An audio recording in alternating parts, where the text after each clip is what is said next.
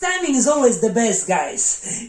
I don't know who needs to listen to this story tonight, but here I am submitting to you the story of Joseph. Joseph was the son to Jacob and Rachel.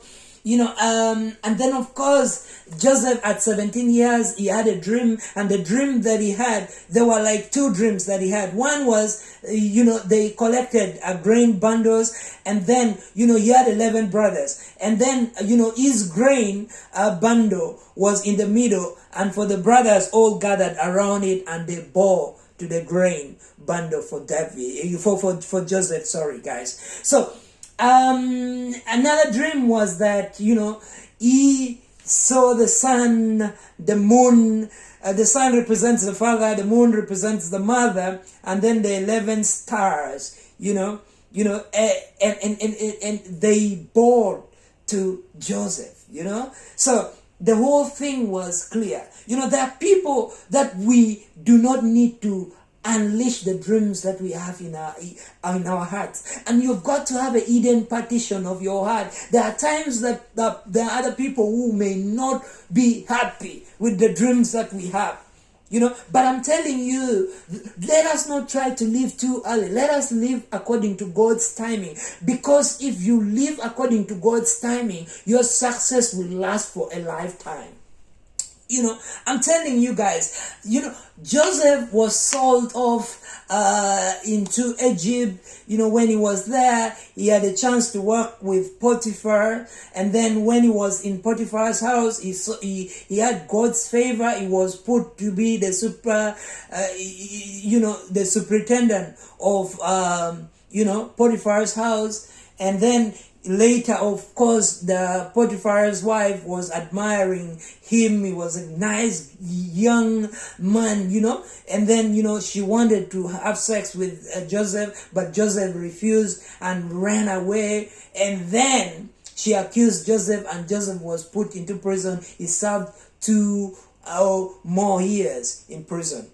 But when he was in prison, he was able to interpret dreams.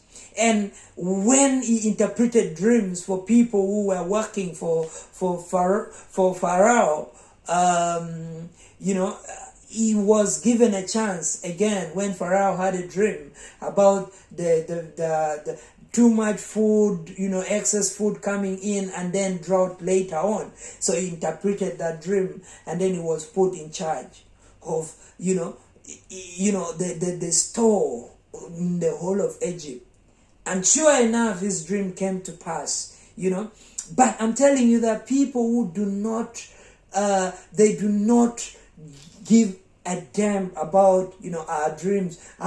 So you've got to have a hidden partition of your heart. There's dreams that, that you don't need to tell everyone. Because there are some people who are not happy with you succeeding, So let us keep rising up. Let's keep working on ourselves. But don't try to live too early. Work on yourself. Try to, be able to develop yourself and be ready for the blessing that God is about to put into your life. And the other thing is about the story of Shadrach, Meshach, and Abednego. If you remember very well, the boys were thrown into the fire furnace. But even before, they were thrown, they were given a chance to speak to, King Nebuchadnezzar. But then they said, we do not worship the God that you have created unto yourself.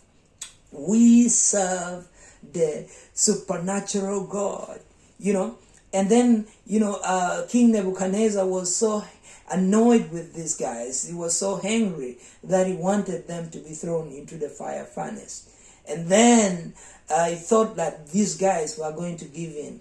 The guys were not about to give in, They stood the test of time.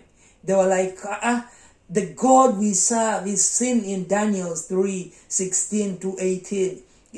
They said to the king that the God we serve will serve us even if you throw us into the fire furnace. But even if he doesn't serve us, we are not about to bow down and worship the God that you have created unto yourself.